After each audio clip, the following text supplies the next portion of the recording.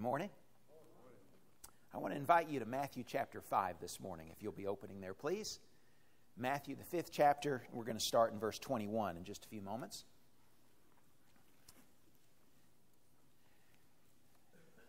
To introduce the passage that we're going to look at today, really three passages from Jesus' Sermon on the Mount, I want to revisit the song that we just sang and the things that we just celebrated about Jesus.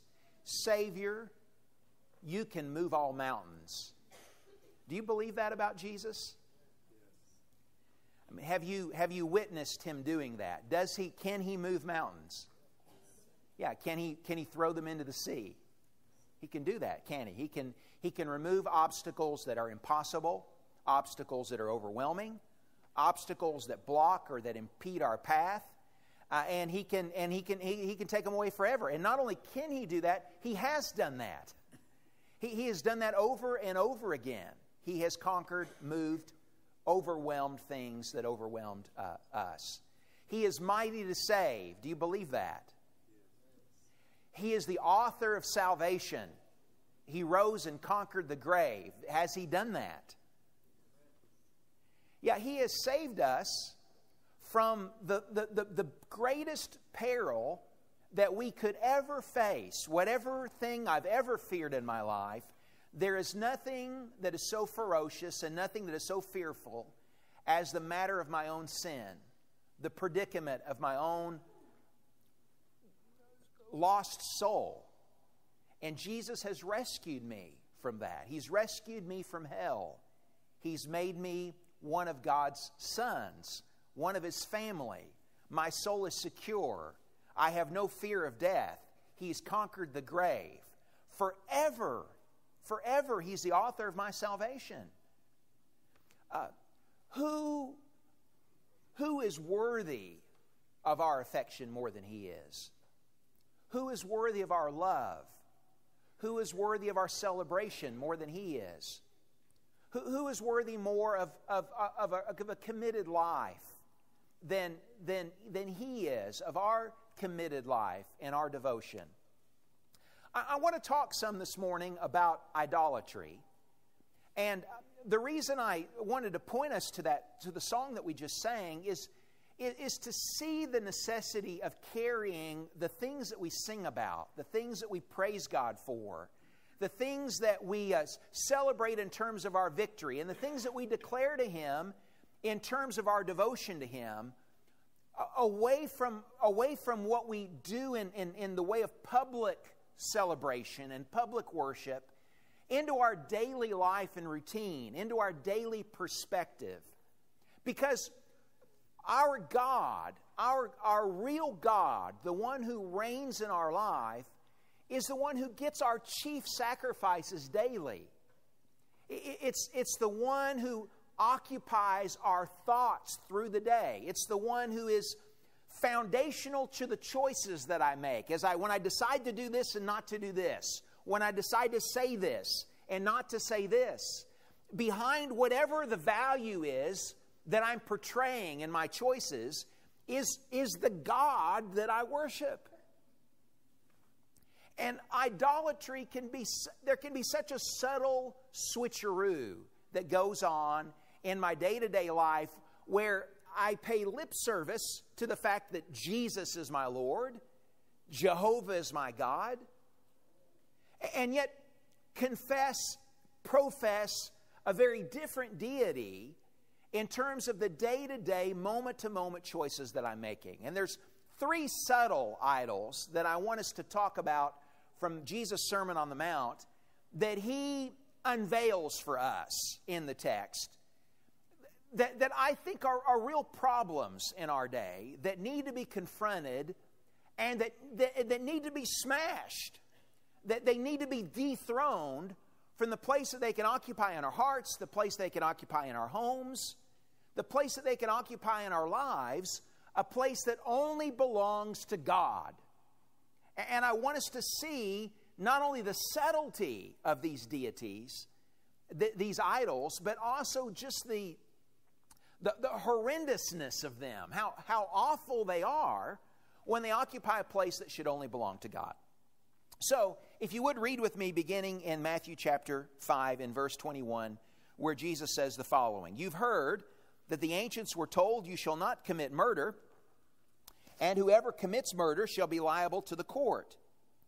But I say to you that everyone who is angry with his brother shall be guilty before the court. And whoever shall say to his brother, Reka, shall be guilty before the Supreme Court. And whoever shall say, you fool, shall be guilty enough to go into the fiery hell. If therefore you're presenting your offering at the altar, and there remember that your brother has something against you, leave your offering there before the altar and go your way. First be reconciled to your brother, and then come and present your offering. Make friends quickly with your opponent at law while you are with him on the way, in order that your opponent may not deliver you to the judge, and the judge to the officer, and you be thrown into prison. Truly I say to you, you shall not come out of there until you've paid up the last cent. Now, I want you to first of all notice the subtlety of what he describes here. We can obey the letter of the law because we've not been a murderer, and yet still violate the spirit of it in terms of what's going on in our heart, and of what we really want, and of the thing that we really desire, and of what really dominates our life. And do you see that there is another sovereign in my life when I am dominated by hatred? There is another God that's reigning over my heart when I am consumed, when I'm consumed by vengeance, when I can't forgive, when I can't reconcile. Then there's someone else who I've allowed to have a position in my heart that has taken the place of God. The thing that I want to say to you in terms of the subtlety of idolatry is this. We can idolize our wounds. We can idolize our wounds. We can take the things that we have suffered in life, the wrongs that we've suffered from other people, the things that are our experiences in life, and we can give them a place that only God should occupy in our hearts. Our life and our behavior can be defined by the hurts and by the losses that we've suffered, so that we live our day thinking about those things. We live our day idolizing those things. We live our day polishing what it is that happened to me, how it is that I've been hurt, so that gets the best of my thinking. It's the thing that consumes my thinking, that consumes where I'm living, and defines how it is that I'm behaving, how I speak, what I do. And in idolizing our wounds, we can do all the things that Jesus is talking about here. We justify our words, the words that we speak that wound other people. We can justify burned bridges, the fact that there's not been reconciliation between us and someone else. We can justify our destroyed relationships. We can justify our holding on to bitterness about life and about our circumstances. We can justify our unwillingness to forgive or our unwillingness to be reconciled. And so that can have such a place in our heart and in our life that it just becomes who we are. And that is a place that only God should occupy. Shouldn't God be who defines who I am? I mean, He alone wants that place. He wants a desire for me so that I am defined by the fact that I am His son. More than anything else, I am God's son. That's where my life starts. That's where my day begins. That's where my perspective for how I behave. I'm going to walk today. I'm going to talk today. I'm going to live today as the son of God, as the daughter of God, as the brother of Jesus, as the sister of Jesus. That's who I am. And I'm not going to be defined by the people that have hurt me, or the things that have hurt me, or the crises that I've experienced in life. God is the one who defines who I am. And I'm going to walk worthy of Him. Now, the change that has to take place in my perspective and my thinking is this. If I'm going to do that, I am going to hurt. There's going to be some hurt that's involved in that. But here is how I've got to start to see the hurt. I've got to be willing to hurt for God's sake. I've got to be willing to hurt for God's sake. That there is a purpose to pain that is redemptive. That's how God has embraced pain, or He's embraced hurt. He hurt, He suffered, and He has been... I know that there are innocent people that suffer, but no one has ever suffered so innocently as God has. He has not done any wrong. He's not done anything worthy of death. He has only done good. He has only thought good and practiced good. He has only ever practiced the most loving actions for everyone that's connected to Him. And yet He has hurt, but His hurt has not been without purpose. He has hurt so that He can redeem us. He's hurt to change us. He's hurt to win us. He's hurt to reconcile us. And He wants me to see hurt in the same way that I'm willing to hurt for Him. I'm willing to hurt for His purpose. And so I'm going to try to mend relationships that are broken, even when I'm not responsible for the breach. If your brother has something against you, he says, go to him. He puts the burden on me on whichever side I'm in a problem. He puts the burden on me to do my part to make it good, to bring healing. That there's a willingness on my part to hurt for the sake of peace. And it's not because the other person or other party is worthy of that. It's because He is worthy of that. I do it for His sake. And so if I'm going to not idolize the wounds that I suffer, it has to be because I recognize the willingness to hurt for God's sake. That I turn the wounds that I suffer into worship, into the praise that I offer to Him. Because I care more about His purposes than I do about the wounds that I suffer. Number 2, look with, if you would, at beginning in verse 29 of Matthew 5. He says, "And if your right eye makes you stumble, tear it out and throw it from you. For it is better for you that one of the parts of your body perish than for your whole body to be thrown into hell. And if your right hand makes you stumble, cut it off and throw it from you. For it is better for you that one of the parts of your body perish than for your whole body to go into hell." Another subtle idol that we can have is that we can idolize our desires. We can idolize our desires. Our life can be defined by our indulgences. So that we are defined by what we see, and we are defined by what we do. So that we're ruled by the things that are before our eyes that we can't stop fantasizing about, that we can't stop thinking about, that we covet, that we want, that we think if I could have this, it would fill me. If I had this, it would satisfy me. If I had this, it would take away my itch, or it would take away my longing, or it would take away my loss, or it would cure my boredom, or whatever it is. Or if I did this thing, then everything would be well. I would be satisfied. I would be happy. I would be filled in this. And so we become defined by our indulgences. We become a prisoner of the things we see and the things that we do. And does that happen today? Is our culture not immersed in a prison of self? Is it a prison of self-indulgence? So that we want, so that we take, so that we have, and so that we want more and have more and take more. I mean, it's a vicious cycle of running after things that never will satisfy, that never will fill up the vacuum that's in man's heart when God is not at the center of his being. Now, the deceptiveness that's a part of our desires and how we can idolize them is that they connect the things that are legitimately okay.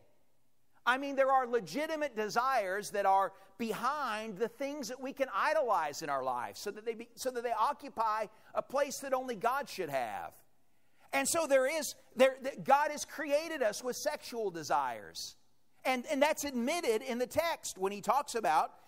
When he says in verse 7, "You shall not commit adultery, but I say to you that everyone who looks on a woman to lust for her has already committed adultery with her in his heart." There's the admission in that prohibition that there is a natural attraction that a man feels for woman. And in the forbidding about adultery, there is the admission that there is a proper place for sexual expression. And what he's forbidding there is illicit desires. He's forbidding there a desire that's not brought under the reign of God or the rule of God for proper expression and for proper fulfillment.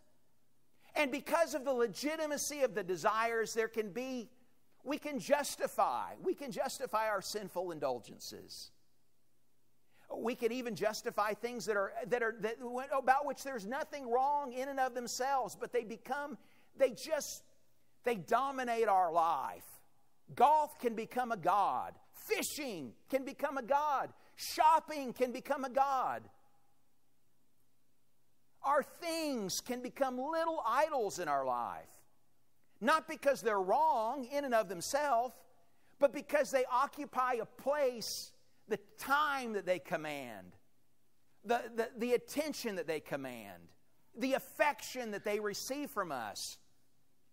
Our times and attention and affection, the quantity of which or the quality of which that should only belong to God. Our remote controls can become little tethers that keep us yoked to these little deities, that keep us entertained, that make us laugh, that make us cry, that make us feel good, that become a way for us to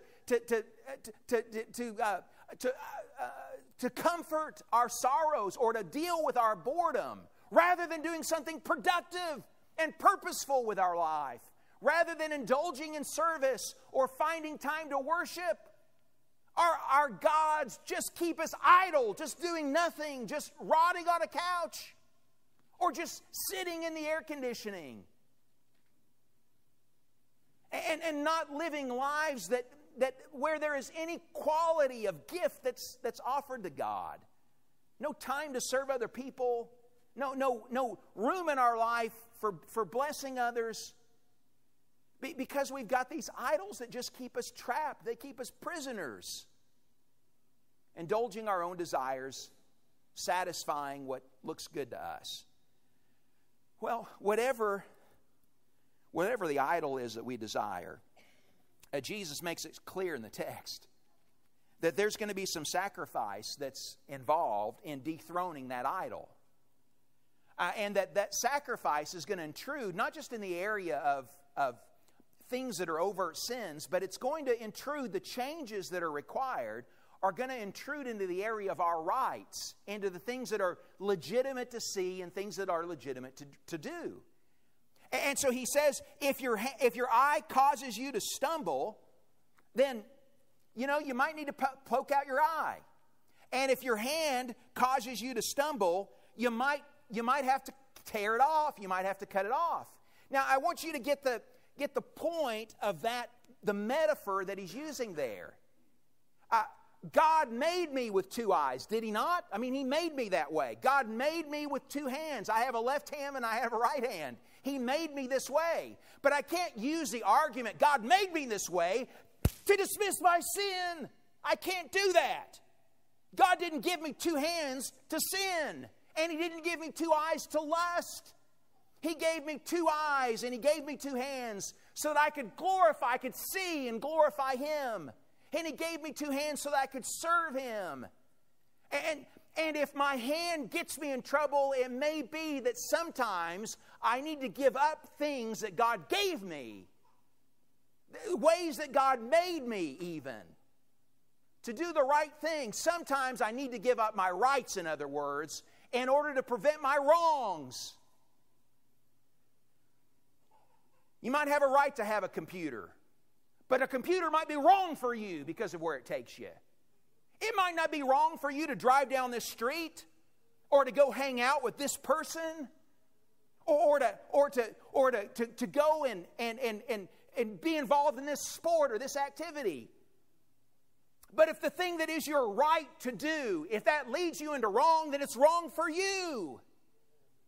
And I might need to give up my rights in order to keep me from my wrongs. In fact, I will guarantee, I don't care who you are. There's going to be some area in your life where you're going to have to give up a right Because when you exercise that right, you go wrong. There are some people that I've just had to decide I can't. They might be good for someone else to be friends with, but they can't be my friend because I don't behave when they're my friend. And there's some places that I can't go because when I go those places, there are places I cannot go because I don't behave when I go there. There are things that I cannot do because when I do them, God is not glorified in my life. And I guarantee that there are people and there are places and there are things for you that you cannot do. And others might be able to, but you can't because when you practice them, it just goes all wrong. And if God is going to be my God, then I've got to be willing to give up my rights in order to fix my wrongs. And Jesus gives me the recipe for that in the text here. And I might look a little funny. I might go around with one eye. I might go around with one hand. And I'm going to look a little foolish because I've handicapped myself for God's sake. But let it happen. Let's limp a little for God. Let's be hurt for God. Because that is worship. He's worthy of that. He's worthy of me being handicapped. If He gets magnified by that. Number 3. Go to, if you would, to the 6th chapter of Matthew, where Jesus gives us warning, and then 3 extended examples of how this can be manifested. He says in chapter 6, verse 1, "Beware of practicing your righteousness before men to be noticed by them. Otherwise you have no reward with your Father who is in heaven." And he gives 3 examples in the text here about practicing righteousness to be seen. He talks in verse 2 about our charitable gifts. And so he says when you give alms, don't blow a trumpet so that everybody says, "Oh, look what he's given. Look how much he's given. Look what he's doing." And he says when we pray, verse 5, that we don't do it on the street corners like the hypocrites so that everyone sees, "Oh, look at how he's praying. Look at how his hands are raised. Listen to how eloquent his words are." We don't do it so that people were seen praying. And he says finally in verse 16, whenever you fast, don't be like the hypocrites who he says put on a mask when they fast because they want everyone to see, to think that he's been hungry for days. Look how much he's hurting for God. Look how much he's given up. Oh, how holy he must be because he's willing to give up so much for God's sake. Now, the point I want us to see in all of that, all of those are obviously very spiritual activities that he's talking about in terms of giving, in terms of praying, in terms of fasting. But the subtle idol that I want us to see in this is that we can idolize our image. We can idolize our image or our reputation. That is that our life can be defined by others' opinion of us and our pursuit of the good opinion of others. That we want to be seen in a certain light.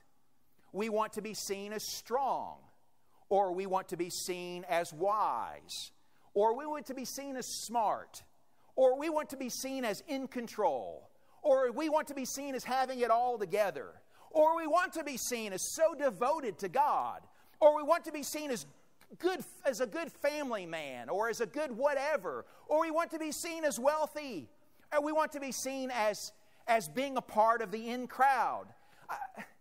I have made so many stupid, foolish blunders in my life because I cared about what other people thought of me. Either in making right my wrongs or in either pursuing wrongs because I wanted to be in with somebody. That is an idol. When we are running after the opinions of others, when we're running after...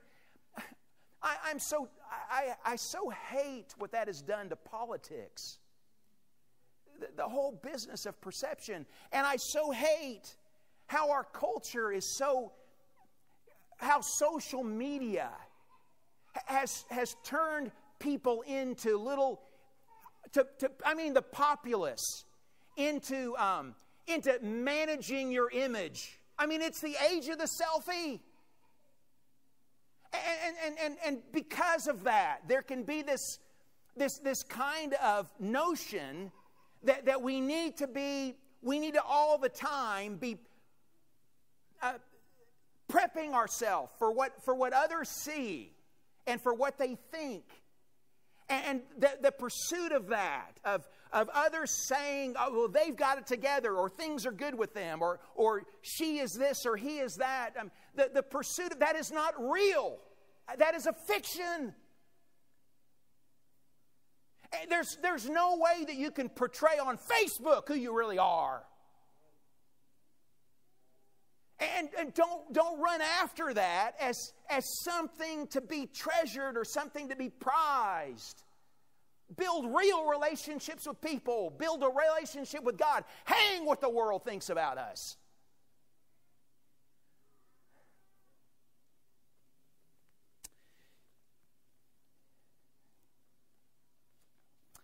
Jesus says if we're going to not make an idol of our own image, He says that we need to practice in the closet before we perform in the crowd.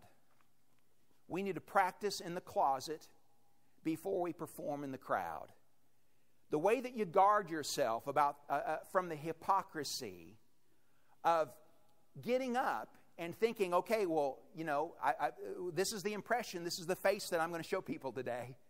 Or this is what I want to get out, this is what I want to be my profile for the day, or the picture, the image of what I'm about and what I'm doing. You start in the closet with God. You start in the closet with Him. Before you serve, start with God. Before you talk, before you speak, talk to God. Before you cry, before you mourn, before you fast, before you hurt, before you show the world your tears, show them to God. You start with Him. You start with Him, whatever it is. Before you think about how you look in the mirror to other people, stand before Him. Get with Him in secret. And before you dare to do something kind for someone else, so that you don't get it all distorted in your mind and start thinking about how good you're going to look and about what they're going to think and about what they might do for you in return and who else might be watching and what they might think and how they're going to applaud you and all those kinds of things. You start with God so that you check your heart about the good that you're about to do. And before you say things, before you talk about what you're doing, before you talk about what you're going to do, before you make a plan, before you offer to someone an exhortation, before you offer to someone a criticism, start with God. Talk with Him first. Get with Him in the closet and practice all those things before Him, before you perform in public. Get in the closet. And before you weep, and before you mourn, and before you show folks your sad face, check your heart with God. Talk with Him about it. To make sure there's the right motive in that. To make sure that the longing that you feel, the sorrow that you feel, the sacrifice that you're making, that it's done for Him. And see, when everyone else is removed from the picture, when nobody else is there, not my friends, not my family, not even my spouse, when it's just me and God, I mean, that's where everything needs to start, is with me and Him, because that is my God. It's who's there when everyone else is gone, when no one else is watching, when no one else is in the picture. It's me and Him. You know, there's a faith component to all these things that we've talked about, a faith component to all of that. And so if I'm going to not idolize my wounds, then the faith behind that is that God is going to judge. So I don't have to be the judge. I don't have to make sure that everyone gets their punishments and everybody gets their rewards. I can leave that to Him. And I can know that He knows my pains, He knows my sorrows, He knows my sufferings, He knows my sin, and He has shown me grace. And so I trust that God is going to do the right thing. He is going to right all wrongs, and He's going to reward all rights.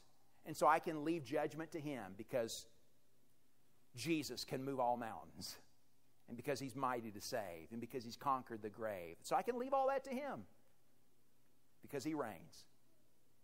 And the trust matter that's a part of my desires is that I believe that He can fill me. And that if I lose something for Him, that I'm not losing anything at all, that He is enough for me. If I could just believe that, just trust that, I can give up my rights because God will fill me. He is enough for me. He will satisfy me. Cling to Him. I got to trust that, or I won't give up anything, because I'll be afraid of hurting, or afraid of losing, or afraid of being empty. No, sir, trust. Trust that He will fill. And there's got to be the trust in the last matter, in the matter of idolizing our own image. There's got to be the trust that His opinion is the only one that counts. There's got to be the trust that He is with me, that I'm not alone, that my identity is tied to my closeness with Him, that He understands, that He is present, that He will hear me, that He knows me, so that I don't have to promote fictions with the world around me, but trust that God really knows me, and want Him to not only be known by Him, but to be loved by Him, because I'm reflecting His character.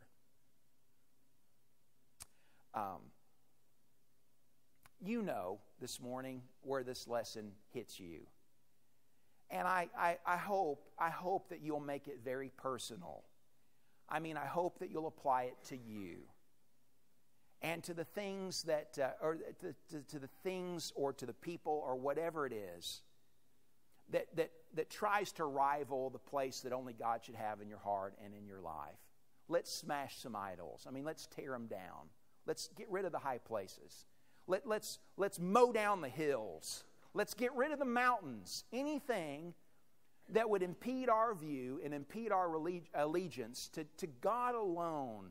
Let's give Him the place, so that when we sing these praises, when we acknowledge Him in songs and in prayers, that it is really heartfelt, and that it is and that it's demonstrated not just by the words that we sing today, but by the lives that we're going to offer to Him in the week ahead.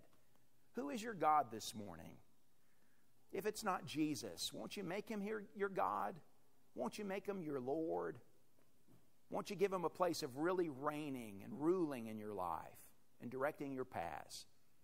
Won't you come to Jesus and make Him your Lord and your Savior today, as together we stand and as we sing?